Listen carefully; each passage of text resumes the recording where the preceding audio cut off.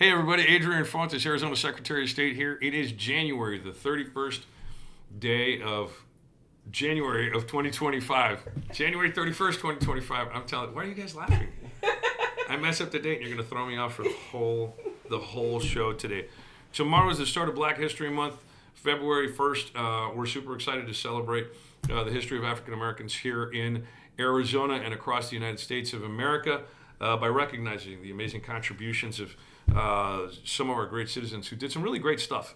So get out there and enjoy and learn from the history that Black Americans have lent to Arizona and to the United States of America. And another quick reminder coming up, again, as I've indicated, 5th Annual Genealogy Day.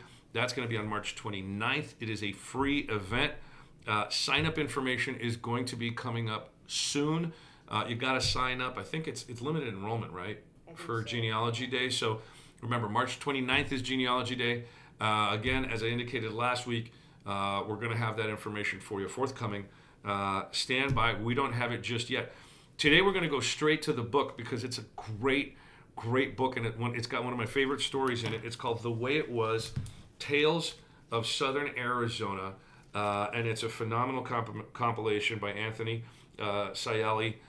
This one's got a story in it about the four lost bells of Tumacacri. Now, those of you who know Southern Arizona and the Pimeria Alta, which is what the Spaniards called it, understand the national monument at Tumacacri, established by President Theodore Roosevelt back in the early part of the 1900s. Now, what happened was the Jesuits and the Franciscans, who were the warring factions within the Spanish church, all run by the crown, they were in and out, back and forth over that time period, sort of the internal politics of the colonial forces of Spain back then.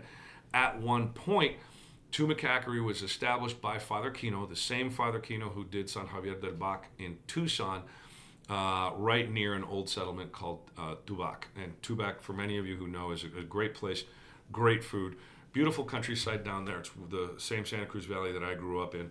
Anyway, in Tumacacri, when the Jesuits finally got booted, at one point, the priest who was in charge of the church didn't want to turn everything over, got rid of a bunch of stuff, but the things that he couldn't carry with him included four bells. And they were rung in order. Particularly during the ceremonies. And it's explained here in this story. Daggone it, I missed, I took my finger off of the page. What page is it there? Sorry, folks. They were rung in a particular order to make sort of their musical notes ring out, and the order was 1, 3, 2, 4, and then they would go 4, 2, 3, 1 on the way back. So ding, ding, ding, ding, ding, ding, ding, ding, whatever. That's me singing. Does that count? Anyway, they were too bulky and too heavy to move, and so they buried them out there somewhere. Now, I'm not encouraging a bunch of folks to go out and dig around in the desert because there's no way to find out where they were. But the two dudes who ended up burying them noted the spot. Thing is, they never came back, and so they could never find the bell. So the story is that the four bells at Tumacacri are still out there, but it's a national park now, and so you can't really just go out there digging around because that's a federal offense anymore. So the Lost Bells of Tumacacri are out there. The Way It Was, Tales of Southern Arizona is written for the general reader. It's just kind of an outline. It talks about these great stories from Southern Arizona. A lot of places, as I look through here, are places and names of places and things that I knew a lot about growing up. The Butterfield Trail is a really interesting one. That was a stagecoach trail that went from St. Louis, Missouri, all the way across with very specific times and stopping points.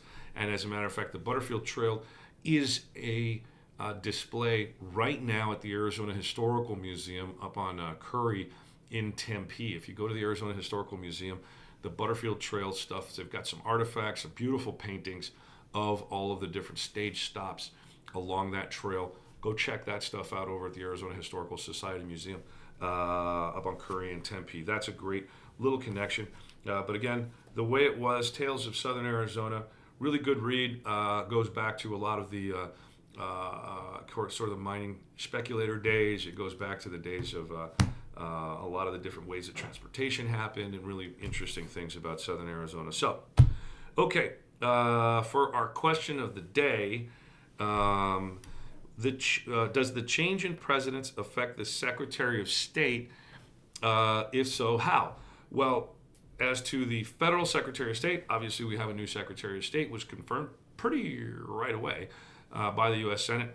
But as to Arizona's Secretary of State, it really doesn't have an impact on this office. We have our federal system, where you've got your U.S. government that takes care of U.S. government stuff, and you have your state government that takes care of state government stuff. And while there is a supremacy clause in the U.S. Constitution, the federal republic that is the United States of America gives states a whole heck of a lot of power, included in the 10th Amendment to the Constitution, which says all power not held to the federal government or given to the federal government is reserved by the states. And so states get a lot of leeway in what we do and what we take care of, and that's because of the origin story of the United States of America. We were 13 independent colonies that came together to form a federal government, whereas most other democracies in the world are a national revolution that then from where all of the other regions derive its power.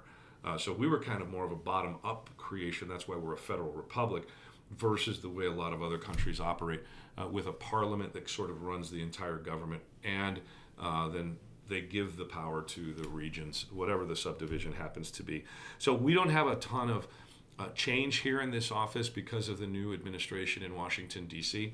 All we know is that we are working back and forth to make sure that we do the best job possible for our citizens and everybody else that lives here as much as we can. Little quick story on the way out here. No Guts, No Story was a War Stories display at the now closed museum in Washington, D.C., actually in Arlington, Virginia.